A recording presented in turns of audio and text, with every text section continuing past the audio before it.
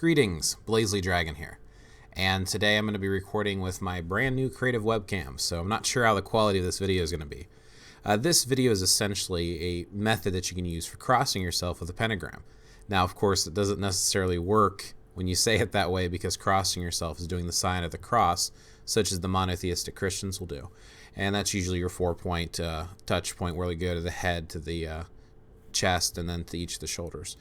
This particular one is basically forming the sign of the pentagram over your body, and there's a couple ways of doing this, and this can be used for, spiritual practice, prayer, ritual, blessings, whatever the case may be. This is actually something that I kind of came up with and invented, but I've actually seen other people use it as well.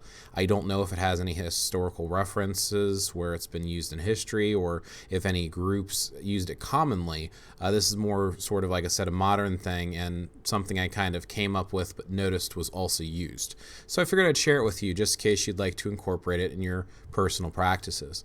Very briefly, to talk about the different points between the pentagram and the pentacle, the main difference is, of course, the circle that appears around the outside of the pentacle. It's essentially a pentagram that is bound with inside of a circle, with all 5 of the points being completely equal, sometimes, protected, or maybe being of the same size and in equal quantities and proportions, or bound within human will, or however you want to determine or say it or display it. There's different ways of doing it, whereas a pentagram is kind of free of restriction and can expand on any of the points. Doesn't necessarily have to be a perfect star, 5-pointed figure. So yeah, let's basically go over the basics on how you would go about doing that. So you could take either one of your hands, and basically you would go to your third eye. You would go to your left breast, right shoulder, left shoulder, right breast, and then third eye again. So essentially you are drawing a giant star on your body. Now again, this is considered a pentagram, not a pentacle, because not only are you not doing a circle afterwards, which, yeah, sure you could, but you're also, because of the way those points are, it's going to make the center point longer than the other ones, so it's not necessarily going to be a perfectly formed or shaped star either. Again, this is something that you could use during blessing, ritual, prayer, or meditation.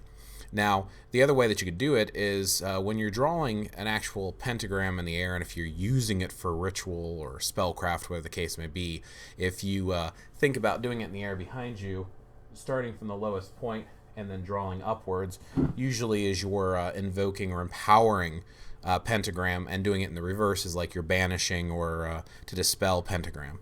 This particular one, of course, starts at the third eye. So you could start anywhere in your body that you wanted to, and you could do the basic one, or you could do it in the exact reverse. Let me see, I was doing it this way, yeah. So you could do it in reverse to banish, whatever case may be. There's different methods to use while you're doing this. You could use your finger, you could use a wand, whole hand, 1 finger, 2 fingers, whatever the case may be. And then, of course, what you're visualizing while you're doing this is completely up to you as well. You could visualize an element or an intent or a particular thought or power word that you're thinking of. You could chant something while you do it. You could do it multiple times or just once. Completely up to you.